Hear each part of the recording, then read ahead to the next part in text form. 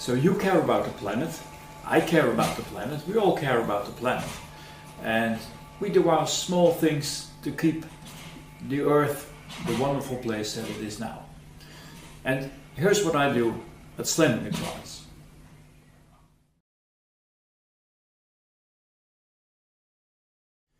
At Slaman Guitars, I have a policy of nothing goes to waste. I try to make use of all the resources that I have. For example, the neck is South American cedar or mahogany, tropical hardwood. And I buy it in this shape. Out of a board like this, I make two necks. I'll make bracing, I'll make curving.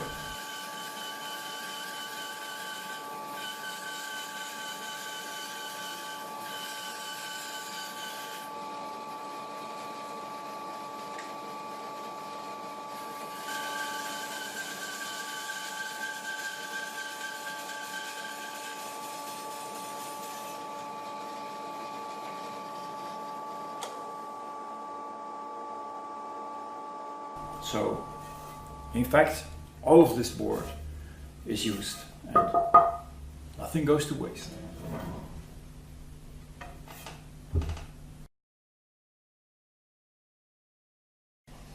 So these smaller pieces are leftovers from the neck blank and I use them to make curving.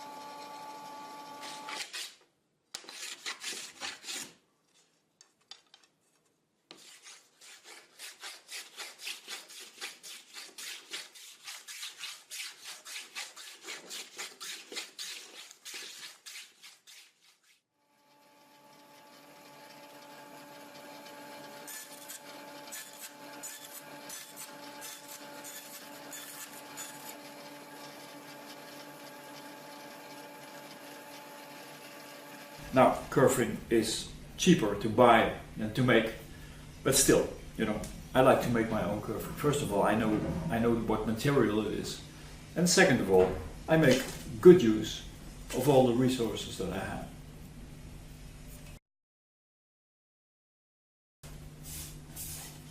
So again, these braces are leftover pieces from the neck. They're solid, nice material, I know where it's coming from, and I used every inch of the board. I do all my own inlay work. I cut all the pieces of pearl, and of course I have leftover pieces. Now I'm not a person to throw them out. I after 10 years or so I had a stack of small pieces. And then I thought, okay, what can I do with them? Well, I came up with a St. John's inlay, which is basically I look through all these small pieces that I have and I try to make a nice pattern of inlay for the fingerboard. I don't have to cut new pieces for it. I'm not wasting, and I'm using all of the material I have. I'm not wasting anything. And third, people like it because they say, okay, well, in my guitar I will have this unique inlay that will never be made again because, you know, it's a one-time pattern, and I'm not a great designer. I couldn't design pieces like the leftover pieces, but I can combine them into something very nice, good looking, and making the best use of all the materials that I have.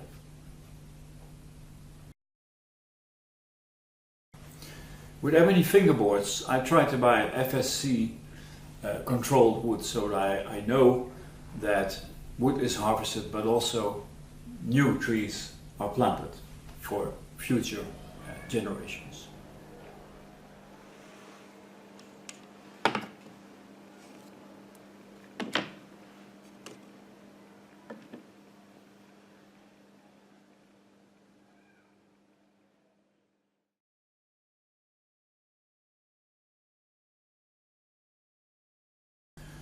As an alternative to the ebony, I found a wood called Gidgee, which is native to Australia. Very hard, very heavy wood, and very suitable for fingerboards. I've made a few guitars with it now and it works fine. Now what happens is that the guy that I buy it from, he goes into the bush with his truck and he's searching for dead trees. Now, when a tree dies in this very dry Australia conditions, I mean, nothing happens. It just keeps standing there for 100 years and nothing happens. It's so dry, it won't rot. Nothing will happen to it. So what he's doing, actually doing, he's cutting down trees already dead. It could be standing for 50 or 100 years. So no living tree is cut for the Gidgee fingerboard.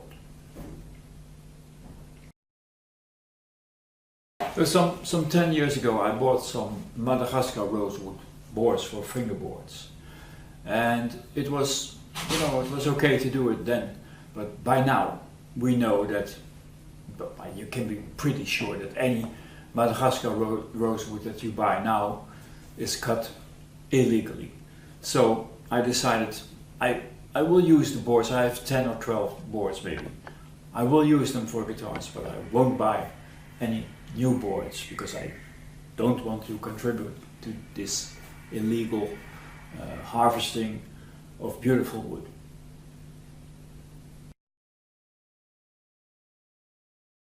I make my own bridges, ebony bridges, and for that I use, again, leftover pieces from the fingerboard. Pieces are usually too wide. You cut off a piece, you can throw it out, but you can do something with it as well. So I save them and they go into my bridges.